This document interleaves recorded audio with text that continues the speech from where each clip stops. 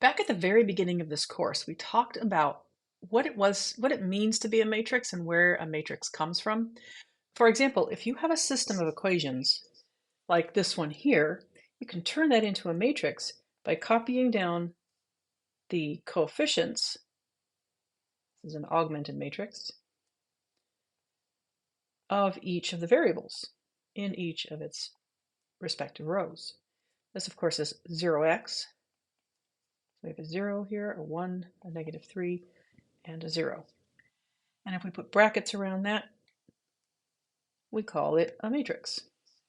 And we can do things to the matrix that we could do to the system of equations. For example, I might choose to multiply row 2 by -2. I can do that here. I can multiply this row by -2.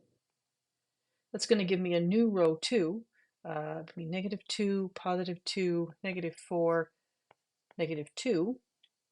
And then I could just replace my old row 2 with my new one, or I could add that new row 2, this new row 2 to my old row 1 and replace row 1 with that. That would put a 0 in this position. So there are all these things that I can do to a matrix, but the reason I can do them is because I can do them to systems of equations. And since a matrix is just an abbreviated form of a system of equations, anything I can do to a system, I can also do to a matrix. Let me make a note of what those three operations, three elementary row operations are that we can do when we're talking about it in terms of systems, or in terms of matrices. One is that we can take one row and exchange it with a different row. And I'm going to call these rows row A and row B, because A could be 3 and B could be 1. I can take any two rows and change their order. The reason that works is that let's say I do row 1 and row 3 here. If I just change the order of row 1 and row 3 in my matrix, all I'm doing is writing down these equations in a different order. It doesn't change the equations at all, so it's not going to change the outcome of the solution. So that's one thing that I can do. Another thing is I can take any row and multiply it by a constant. I'm going to call that k for now, and then put it back into that same row position. And the reason that I can do that, say I choose to multiply row 2 by the number 2, the reason I can do that is that's the equivalent of just multiplying both sides of this equation by 2, right? I don't have it written here very well. Ideally, we would say 2 times the left-hand side and also 2 times the right-hand side. You can multiply an equation, both sides of an equation by some number. So I can also multiply a row of a matrix by a number. The third operation is to take row A, or any row, but remember A can be row 1, row 2, or row 3, or any row. If we have a 5 by 5 matrix, it could be row 4. Take a row, multiply it by a constant, add it to another row, and then replace the second of those two rows with the new values. I've given this constant representation of C, and this one I'm calling K, because these could be different values.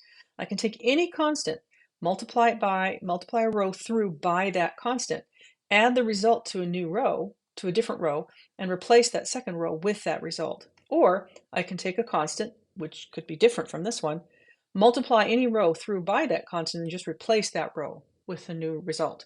So these are our three elementary row operations. These are the things that we can do to a matrix. And the reason we can do them is because by doing them to a matrix, we are essentially just doing them to a system. Let's take a smaller matrix here.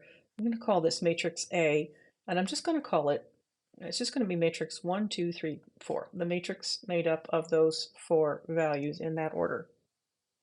What happens, let's take the determinant of this first. The determinant of A is 1 times 4, which is 4, minus 2 times 3, which is 6. So we have 4 minus 6, which is -2. All right, having made that observation, what I'm going to do now is I'm going to change 2 rows, change the order of 2 rows. So I'm going to call my new matrix B, because by changing the order of the rows, I'm creating a matrix that's different from the original, so it needs to have a different name. Let's take the determinant of B and see what we get. That's going to give me 3 times 2, which is 6, minus 4 times 1, which is 4.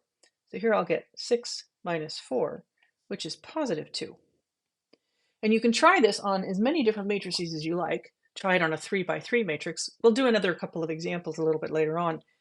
But every time you do, if all you do is to reverse 2 rows, the result, wrong pen, is a sign change. So say you're working with a 3 by 3 matrix and you reverse rows 1 and 3. You change the order of rows 1 and 3. You swap them out. And that's going to give you a sign change. Your determinant will change its sign. If you then change rows 2 and 3, you're going to have another sign change. So it'll put you back where you started in terms of the value of the determinant. So reversing the order of 2 rows, any 2 rows will change the sign. If you do it multiple times, it changes the sign multiple times. That's one row operation. Let's take a look at the next one. I'm going to take my same matrix, A, and I'm going to multiply, let's see, for A, I'm going to multiply row 1 by negative 2. I'm just going to replace row 1 with that new result. So my new row 1 is going to look like this. I have negative 1, I have 1 times negative 2. Negative 2 times the first entry in row 1 is negative 2 times 1, which is negative 2. And then I have negative 2 times the second entry in row 1. Negative 2 times 2 is negative 4. So that's my new row 1. So my new matrix is negative 2, negative 4, 3, 4. Put brackets around that, and then I'm going to call this one C because it is, again, a different matrix. And the determinant of C is negative 2 times 4, which is negative 8, minus negative 4 times 3, which is negative 12. And negative 8 plus 12 is 4. Notice that 4 is exactly negative 2 times the determinant of our original matrix, A. So multiplying a single row of a matrix and replacing that row with a new result will have the effect of changing the determinant by multiplying the original determinant by that same constant. It's unfortunate that I've chosen the same number here. Let me just do another quick example. If I take determinant A, or matrix A, and I say let's multiply 5 times row 1 and replace row 1 with that, my new row 1 will be 5, 10. So my matrix D will have the new row 1, which is 5, 10, and the old row 2, which is 3, 4, and the determinant of D is 20 minus 30, which is negative 10. And negative 10 is the old determinant, negative 2, times that constant. So if you reverse any 2 rows in a matrix, it changes the determinant by changing the sign. If you multiply any 1 row of a matrix through by a constant, it has the effect of changing the determinant by multiplying the old determinant by that same constant. There's one more operation that we can do. It's this one here. So let's do an example of that. All right, I've cleared the screen to give myself a bit more space. And what I'm going to do this time is I'm going to take matrix A's row 1. I'm going to multiply it by negative 3. Let's start with a positive. Let's just do 3. I'm going to add that to row 2, and I'm going to make that my new row 2. So let's do the arithmetic first. I'm going to take each entry in row 1 and multiply it by 3. I'm just going to make a note of that. 3 times 1 is 3. 3 times 2 is 6. I'm going to add that to the entries in row 2, which are 3 and 4. And that's going to go into row 2. So my old row 1 is 1, 2. My new row 2 is 3 plus 3 and 6 plus 4. So this is another new matrix. And I'm going to call this matrix, let's see, what have I done? A, B, and C. I'll call this one D. The determinant of D is equal to 10 minus 12. 10 minus 12 is negative 2. That's the same value. So that must be a fluke. Let's try it with a different number, a different constant. Let's take, we only have 2 rows to work with here, right? Row 1 and row 2. With a 3 by 3 matrix, I could even choose 2 different rows to work with.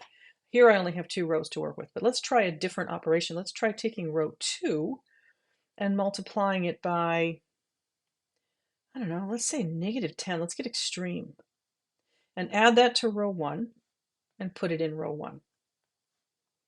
My row 2 becomes negative 10 times 3 and negative 10 times 4. And I'm going to add that to row 1, which does not change, 1 and 2.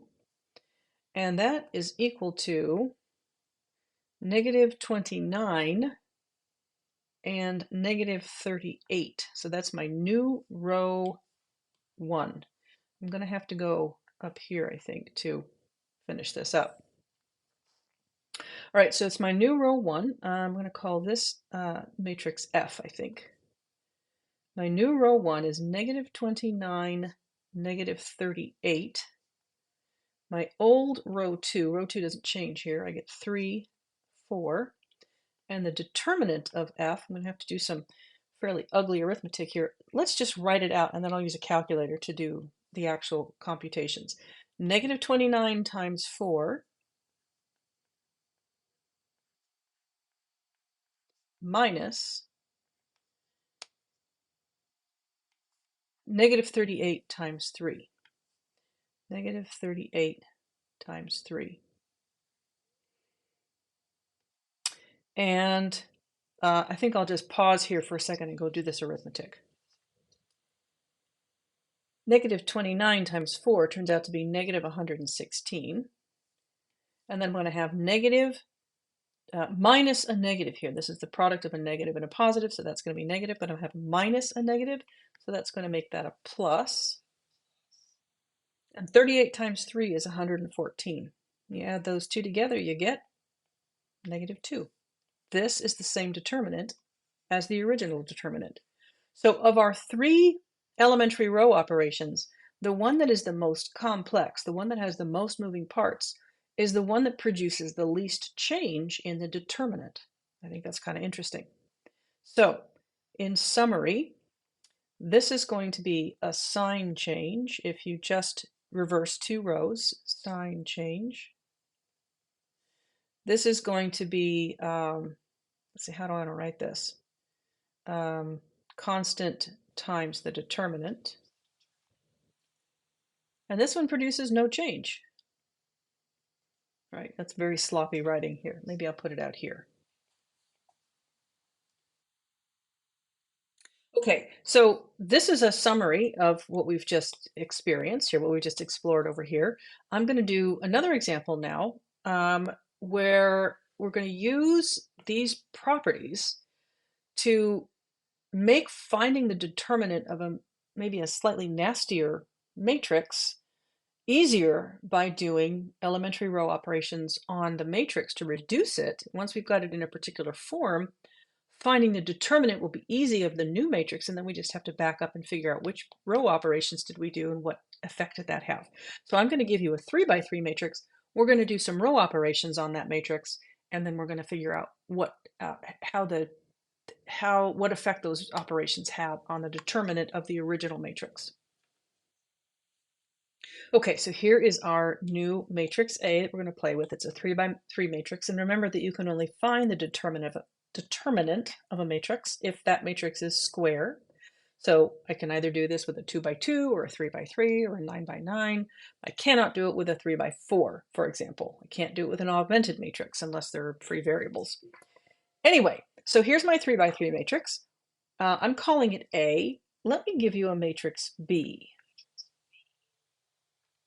Now, the only difference between this matrix A and this matrix B is that in A, I have 1, 2, 1 up here and 1, 2, 0 in my row 3.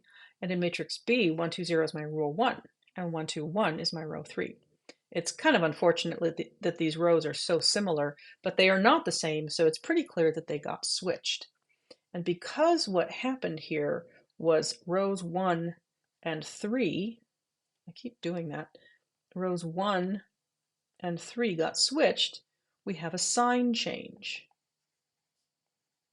So if I know what the determinant of A is, I'll be able to tell you what the determinant of B is, because all it is the same numerical value as the determinant of A, but with a different sign. So let's just very quickly figure out what the determinant of A is. It is, I see a row here with almost, actually this one's even better. This column right here has a 1 and everything else is a 0. I was going to go with this 2 and everything else is a 0. But remember, we can take determinants from columns as well. So I'm going to use this column. And so my determinant of A is going to be equal to 1 times the determinant of these 4 entries. If I cross out the row and column containing the 1, the row and the column containing the 1, everything else, that's going to be 2, 0, 1, 2. Everything that's left, it makes up my sub matrix, or the determinant of my sub matrix. So I'm going to add to that 0 times this submatrix and 0 times this, 0 times this submatrix, subdeterminant. But I have to remember that I need to deal with the sign of this as well. This is the 1 comes from row 1, column 3, row 1, column 3. 1 plus 3 is 4. 4 is an even number, so I have a positive sign there. So the determinant here is going to be positive 1 times 4 minus 0. So the determinant here is 4. All right, now let's do the same thing for this matrix so that I can prove to you that what's going to happen here is that I'm going to get the same number, but it's going to be negative. It's going to have a different sign. And the reason for that is that I changed row 1 and made it row 3, changed row 3 and made it row 1. In other words, I swapped rows 1 and 3. And the result of that on the determinant is that it changes the sign of the determinant. So let's do this. 1, I should write determinant of B is equal to 1 times, okay, 1 is in this row and this column. So if I crossed out this row and this column, this matrix here, 1, 2, 2, 0 is what I'd have left. 1, 2, 2, 0. Now I'm in row 3, column 3. So I'm going to have negative 1 times 3 plus 3. That's still, that's 6. That's still an even number. So I'm going to have a positive coefficient. 1 times, this determinant is 1 minus 4, sorry, 0 minus 4, which is negative 4. And there you have it. Same numerical value, but the original matrix had a determinant of 4. Because I swapped rows, my new determinant is negative 4. All right, here's another new matrix. Matrix C, the bottom 2 rows are the same as matrix A, but the top row, 3, 6, 3, is 3 times as big as row A. So basically what I've done to get from A, how am I going to do this? From A to C is I've said 3 times row 1 back into row 1, and the result that should have is multiplying the determinant by 3. So very quickly, because I don't want to take a whole bunch more time doing this, we know how to find determinants now. I'm going to do the same thing. I'm going to find, I know the determinant of A, it's 4. I'm going to find the determinant of C, and I'm going to prove to you that that is going to be 3 times 4, which is 12. So the determinant of C, I'm going to use this column again, because it's only got one non-zero number, makes it easier to work with. The 3, see, determinant of C is going to be equal to 3 times, I'm crossing it, this value 3 here is in this row and this column. Cross those out. I'm left with this submatrix. I'm taking the determinant of 2, 0, 1, 2. My sign is, I'm in row 1, column 3.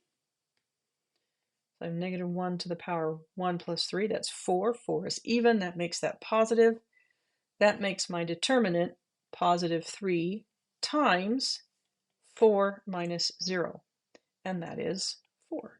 So my determinant is 12, as predicted, 3 times the original determinant.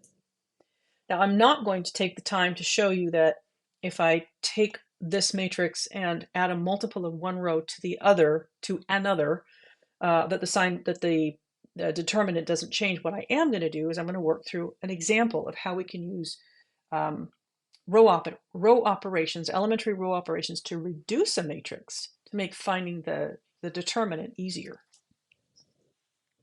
In fact, I'm going to go ahead and use this matrix. So let me erase some of what I have on the screen. I tend to say that and then kind of hold back till I actually erase it to give you a chance to pause the video in case you need a minute to catch up writing anything down. So I am going to erase most of the screen here. I will leave this matrix here, but pretty much everything else, I'll leave these reminders here.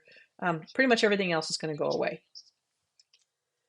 And what we're going to do now is we're going to reduce matrix A so that it's either in upper or lower echelon form, or sorry, upper or lower triangular form. And the reason for that is we know that if it's in triangular form, it's really easy to find the determinant. So we're going to try to put it into that form, but we're going to keep track of the operations that we do along the way, because that will make it easier to backtrack and figure out why the determinant is what it is. We know that the determinant of A is equal to 4. We know that. We might not know that from the outset doing a problem like this, but just so that you understand what's happening and so that it kind of makes sense to you in the end, we're starting in this case with the fact that, that the determinant of A is 4. But the first thing I'm going to do here is make the observation that there's already a 1 in the first pivot position, and what I'd like is for the second row to have a 0 below that. So I'm just going to do regular row operations that I would take to reduce this. I'm going to take negative 2 times row 1 and add it to row 2. Let me make a note of that. Negative 2 times row 1 plus row 2, and that's going to be my new row 2. So negative 2 times row 1 is going to be negative 2, negative 4, negative 2. And to that, I'm going to add row 2, which is 2, 0, 0. That gives me my new row 2, right? That's going to go into row 2. So my new matrix is no change to row 1, no change to row 3, and my new row 2 is going to be 0, negative 4 plus 0 is negative 4, negative 2 plus 0 is negative 2.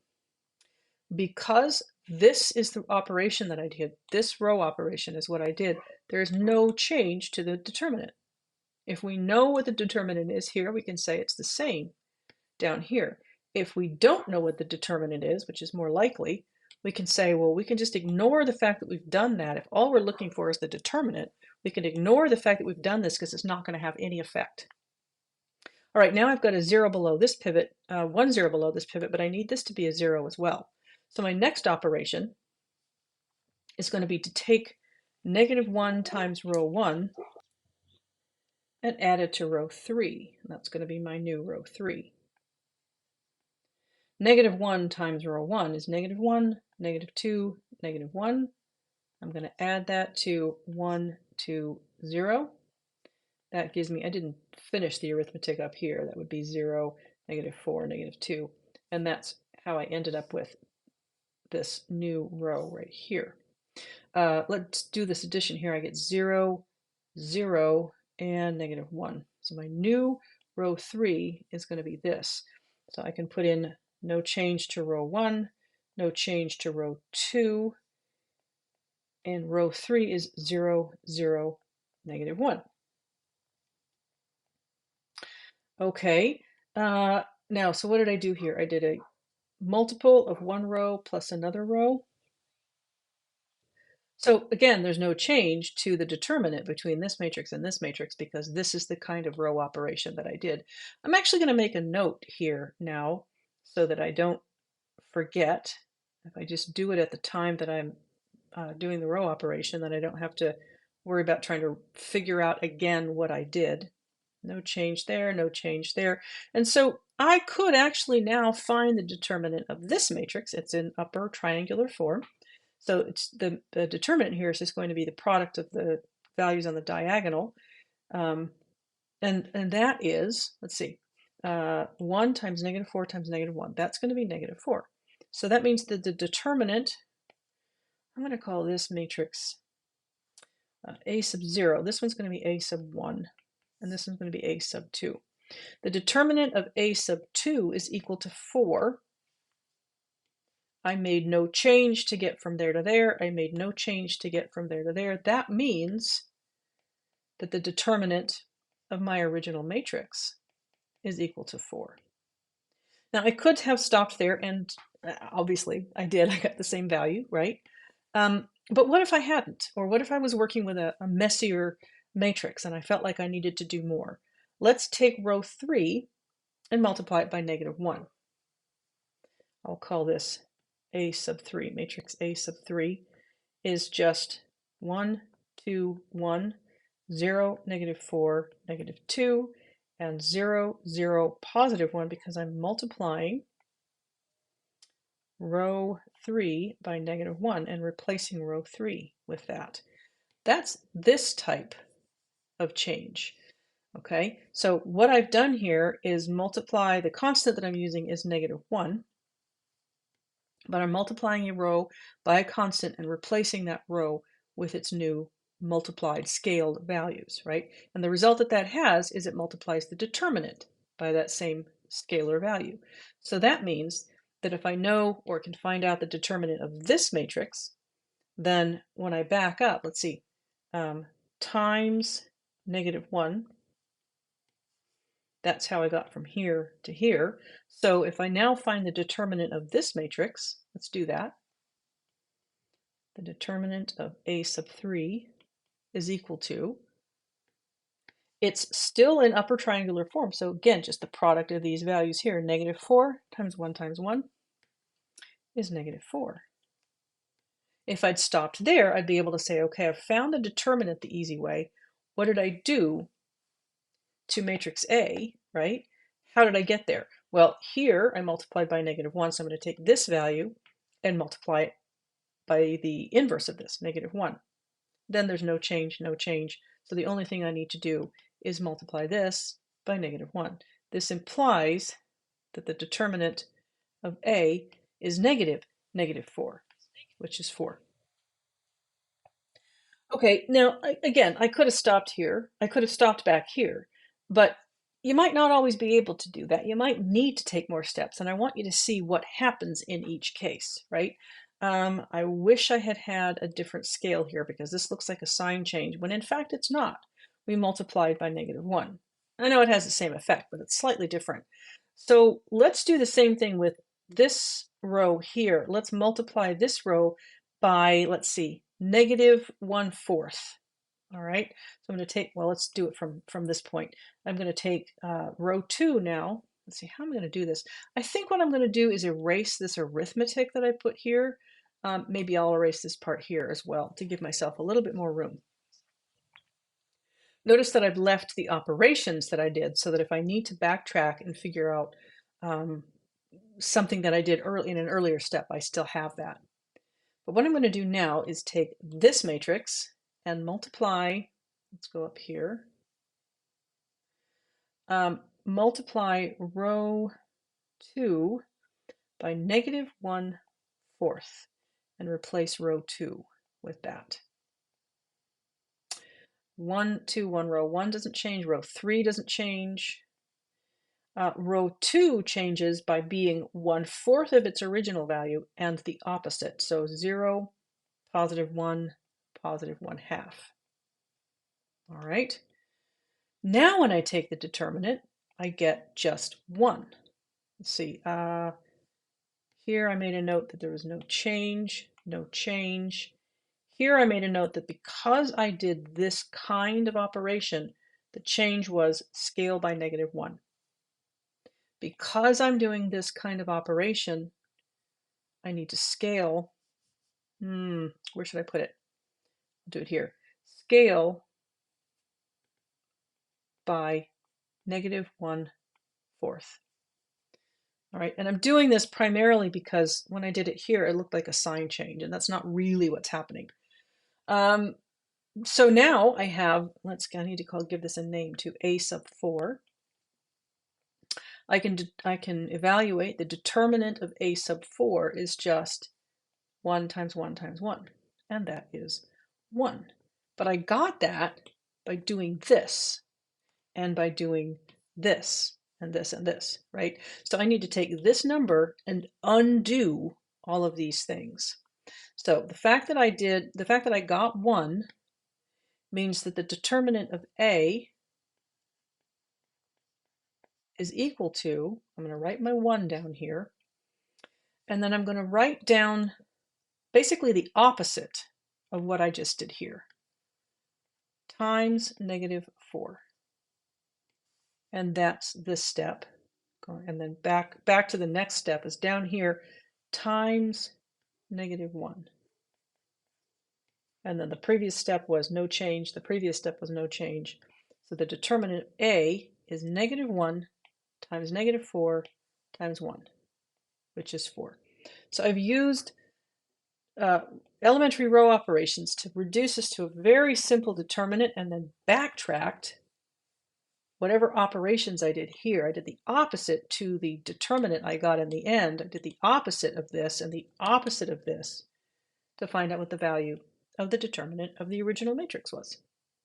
Now, this was an easy one to find the determinant, so we didn't really need to do all of this. But the point was, because it was easy to figure out what the determinant was, we did. We found the answer the easy way first. The rest of this was just to convince you that these properties do have these effects. All right, I'm going to call it for this video, and we're going to have a second video with some additional properties of the determinant.